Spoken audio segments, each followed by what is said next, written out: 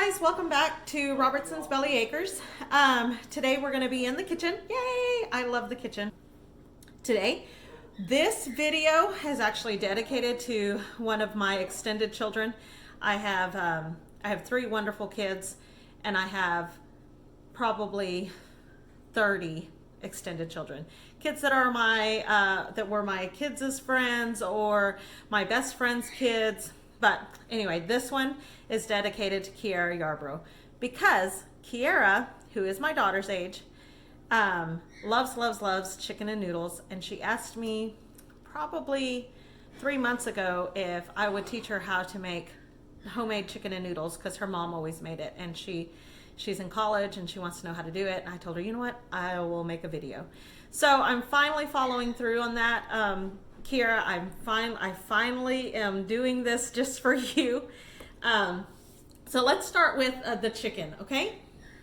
Normally, I would boil the chicken to make chicken and noodles, but I want a lot of flavor in my chicken and noodles. So this is what I'm going to do. Today, I am going to roast it in a roaster. If you want a good flavorful roasted anything, chicken, any kind of poultry, turkey, you want some aromatics. So I do have some lemon and some carrots and some celery, onion, and garlic that I'm going to put inside of the chicken for the aromatics. I'm going to season the chicken with paprika. I did buy this poultry seasoning at Dollar General, and it has all the stuff I would put in there separately, so that's going to save me a huge step because it does have sage and salt and thyme and oregano, mustard powder, cayenne pepper. So, I mean, this is going to really save me some time. I will use rosemary on the inside, probably on these vegetables, because rosemary is a great aromatic. Hopefully this spring I can grow all of my own herbs. So then I don't have to resort to these anymore. Just regular salt, regular pepper, and of course a whole stick of butter because you do want this chicken to be nice and juicy.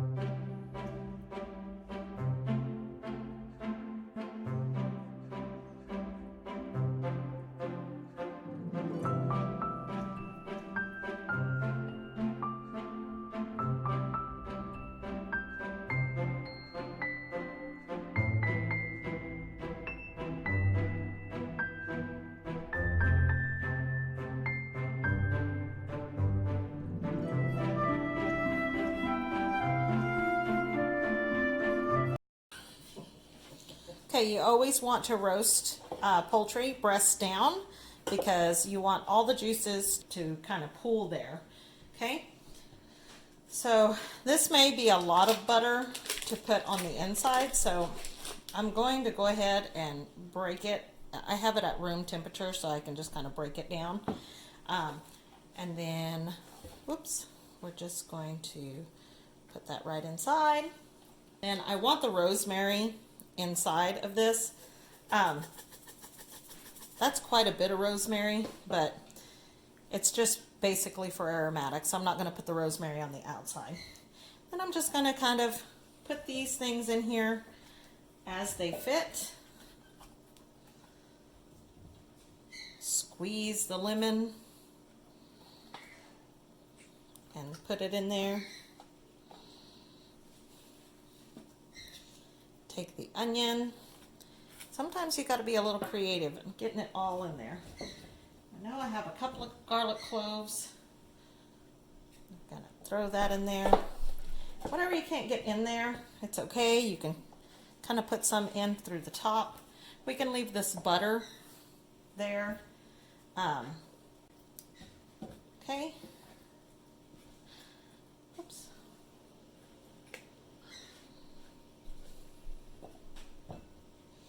And we'll squeeze some more lemon. Just put that in there, okay? All right. Got some onion in there. I have some of this left over, so what I'm going to do with this stuff that didn't fit, I'm just going to add the chicken neck and the pieces, so then that way I can make that broth and it'll be really good. And I'll season it with the same stuff except for the rosemary. But I'll season all that, throw it in a pot, and get that to cooking. So you don't want to wash off your seasonings. You want the seasonings to stay on there. If you just dump a whole bunch of water on top, you're going to wash it off. So I'm not going to use water. I'm going to use some chicken broth.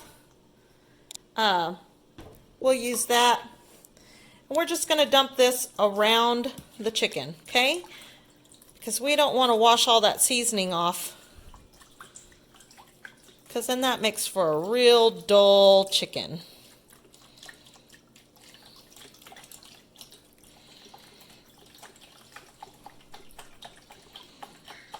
And I'm using the 24 ounces of chicken broth, okay? Because this chicken is going to release a lot and give you even more juice, which we're going to want that broth anyway. So now I'm just going to put the lid on it. I have my oven sitting at 350, and we're going to pop that in the oven and get it ready to rock and roll. Okay guys, just for good measure, I'm going to put this right underneath there. So that way if anything drips, it catches it, and maybe we can avoid such a dirty oven. Okay, let's get our broth started. So like I said, chicken neck, veggies. We'll go with some salt, quite a bit. Go with some pepper, some poultry seasoning. Sometimes I like to use Mrs. Dash garlic and herb. That gives it a really good flavor as well. So, and some paprika. I'm not putting the rosemary in this because it is already so, it's already going to have a lot of rosemary in it. So I'm going to mix these up, get them good and coated, and then into the pot. We're going to dump,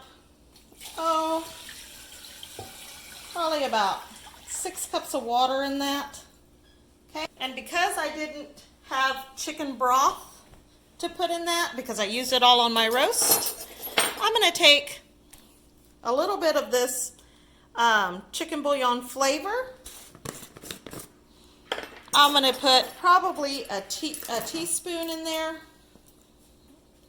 Let's see, a teaspoon, because a little bit of that goes a long way, okay? And we will stir that up just a little bit and put that on the fire.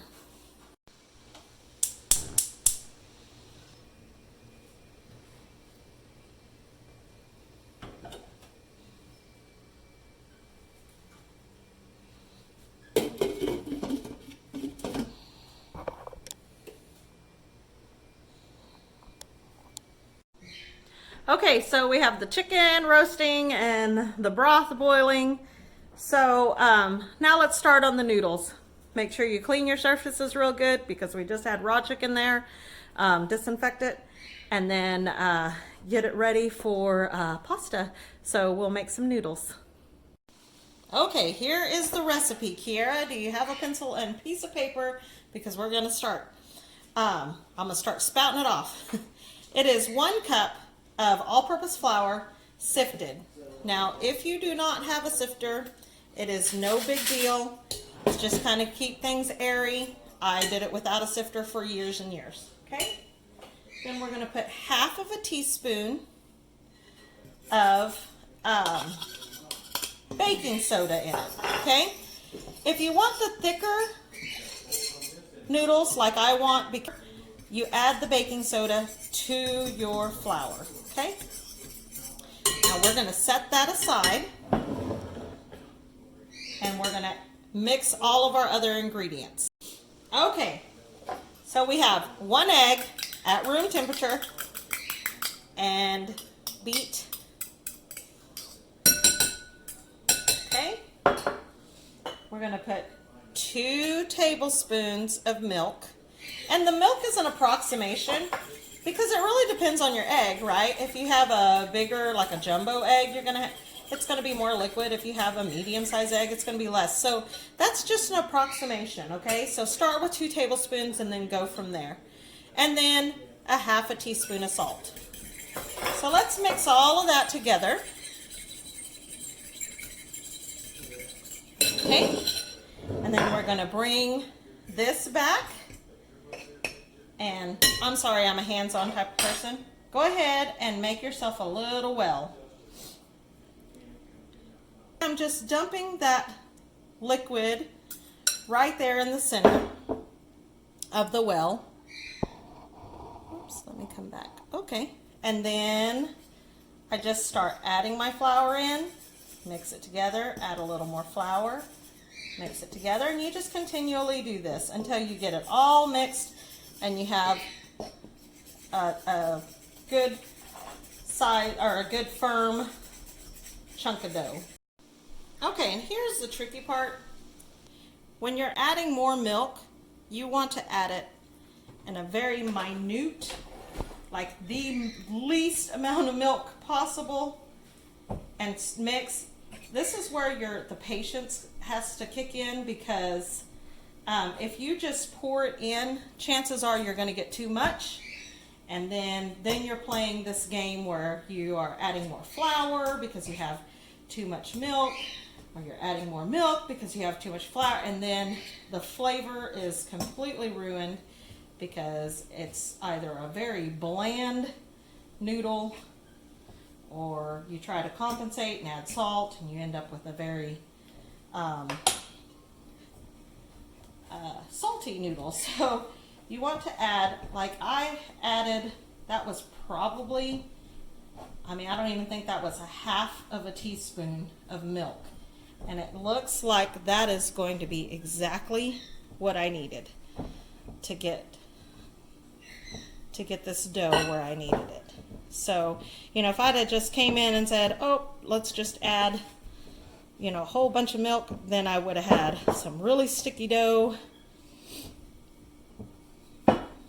Okay, so here I've got this beautiful ball of dough. And I love the consistency of it. It's going to be perfect to roll, okay? So what I'm going to do is I'm going to cut it in half.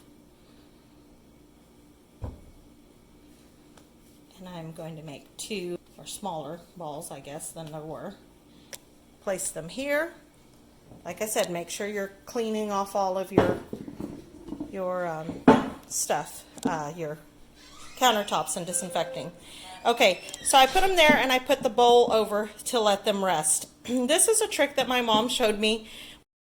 Okay, so while that dough is resting and and everything else is cooking, it gives me an opportunity to go ahead and wash these dishes that I dirtied making the noodles. But it also gives me an opportunity to talk to you guys a minute and tell you a little story.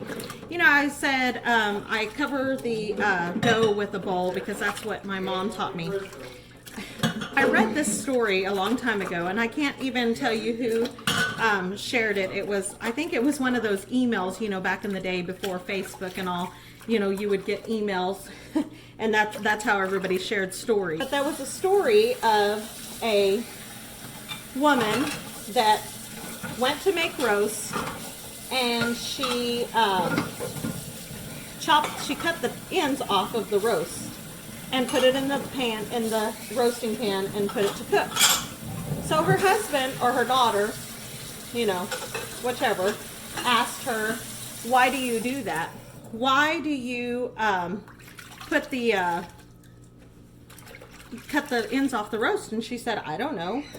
My mom always did it. She would get ready to make a roast and she'd cut the ends off. And so the daughter was puzzled, and she thought, well, I'm going to go ask Grandma.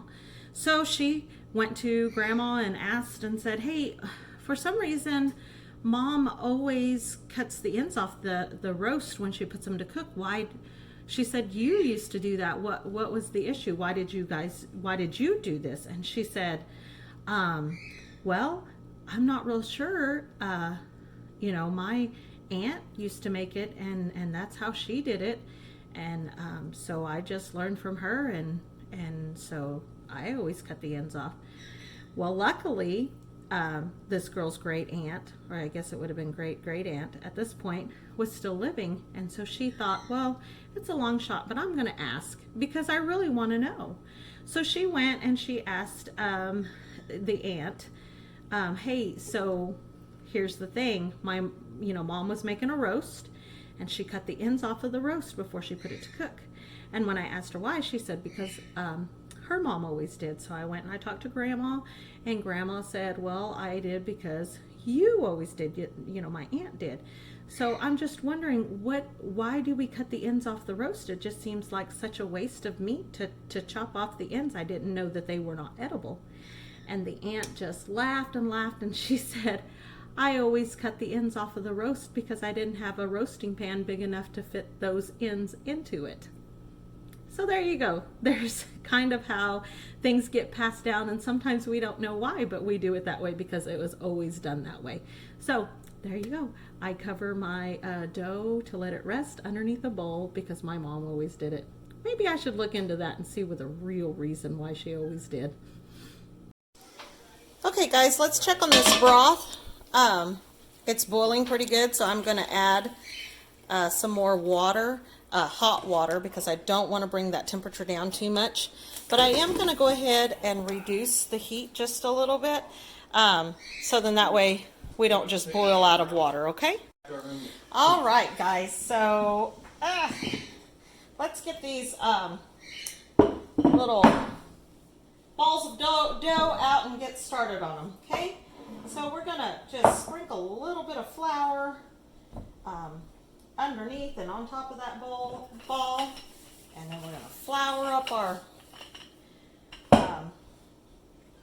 rolling pin, and we're just going to start rolling these out. Okay, now I didn't know how to make homemade noodles, but my mother-in-law, Donna, she's always made homemade noodles. And that's kind of her thing. She makes homemade noodles. She invites everybody over, and everybody comes and just gorges on this stuff. So I'm going to roll this out. Doesn't have to be round, doesn't have to be square, doesn't have to be anything, because unless you want them very, very uniform, which we don't mind. We don't care because they're just going to go in that soup anyway. So it depends on how thick you want them. I've got mine probably 1/8 of an inch thick, maybe. So I'm going to stop right there. Now Donna taught me a trick. She said use a pizza cutter and chop them with that. So I'm going to grab a cutting board, and I am just going to go to town, just cutting them. Whew, that one was a little thick. We can just go right back in. See how I kind of went thick on that one, but that's okay. Cut them like that, come back, cut them this way, maybe once or twice. I kind of like the longer noodles. So here you go. You've got these nice size noodles. So what I'm going to do is I'm going to put a little bit of flour on this pizza pan, and that just keeps them from sticking. The dough isn't too sticky, so that's great. And then I'm just going to pick them up, throw them on there. Try to get them in a single layer because you want them to dry. Now normally I would set these out to dry for a couple of hours. I don't know how much longer I have for the roast, or for the chicken to roast. I'll have to check the temperature on that here in just a little bit. It may get 2 hours, but chances are it'll be, an hour or so, which is fine because, like I said, this is all just going in the soup. So it's not a whole lot of noodles, but I promise you once we get that chicken all pieced up, and in there, you're not going to be missing noodles. So there we go. We've got this layer. I'm going to sprinkle a little bit of flour on top just for good measure. And I'm going to set these aside and just let them dry. Okay? So now we just repeat the process.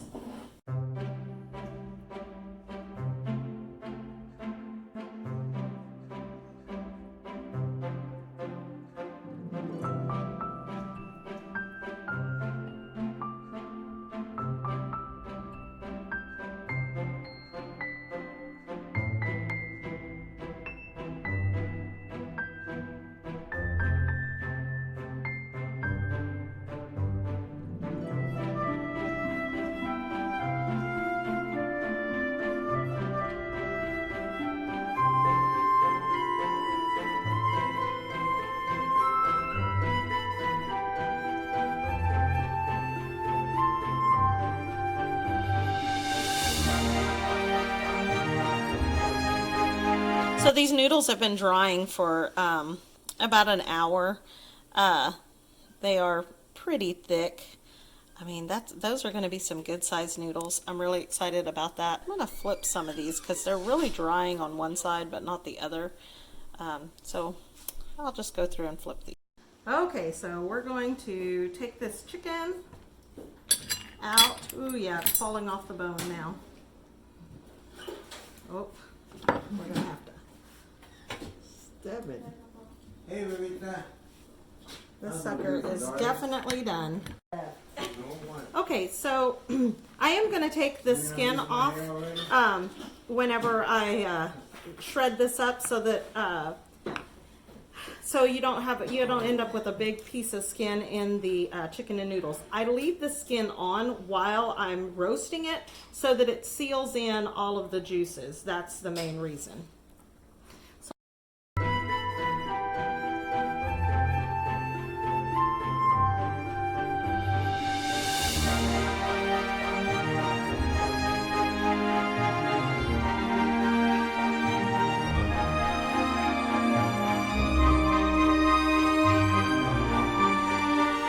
Okay, so it's just a pile of bones now. We got plenty of chicken off of that. Pot ready. And our broth has been cooking this entire time. So we're going to dump this broth. Come on. I went over. Didn't I go over? Yeah, just a little bit. See what I was doing. All right, you guys, and just for extra measure, we're going to go ahead and dump the broth from the roasted chicken as well.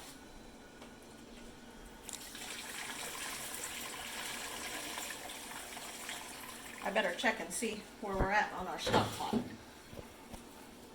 Oh yeah, we got plenty of room.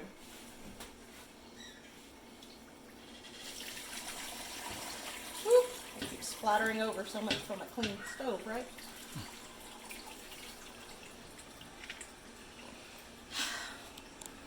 If you're not making a mess, it's not going to be good.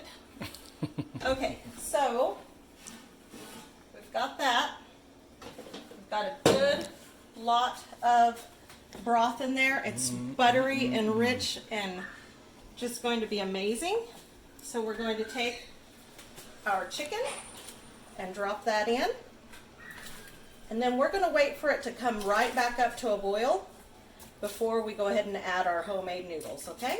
So we will come right back as soon as it starts boiling. Okay guys, so we've got a good boil going on our broth. So we're going to take our noodles. A lot of these are already dry, so that's good. But we're just going to drop those in. Even ones that, I mean, even if they're not super dry, it's okay. They've been drying for, a couple of hours, I guess. Hour and a half, maybe. So let's drop those in. And I dropped one on the floor. Oh no! Sacrilege. And the flour, it's fine that the flour gets thrown in there too. It just makes it just a little more creamy. So I don't want to keep this over the pot too much because then my phone gets too hot and then it starts screaming at me. So let's go just a little bit more. We're almost there. All right, so we've got those in there, and if you see, can you see that, how they're just puffing up? That just, oh my goodness. They are going to be massive noodles in there with that chicken. So I'm going to mix that, and we're going to let that boil for, bring it back to a boil, let it boil for probably a good 5 minutes or so. Quick, you guys, these noodles are absolutely massive. They really did puff up with that baking powder, not baking soda. I noticed that I made a mistake when I said it earlier, but it's baking powder. But these are just about done. So, okay, you guys, the noodles, the chicken and noodles are ready. So Rusty's going to show you Robertson Style how to eat chicken and noodles correctly if you are eating it Robertson Style. Robertson Style is the only style. So you've got some, Got some mashed potatoes, a good base. Drain your corn really good. Oop, right over the top there. Then come right on over here to these amazing noodles. Just a big old scoop of that right on the top. whoa, Salt and pepper to taste. Dig in. A little bit of everything on that fork. Let's go. All right, you guys, so that's going to wrap it up for us today. I would do like everybody tastes the chicken and noodles, but that would take a whole nother 30 minutes. So anyway, we're all ready to eat and ready to get out of this kitchen. So if you guys like, what's the rest of it, Cody?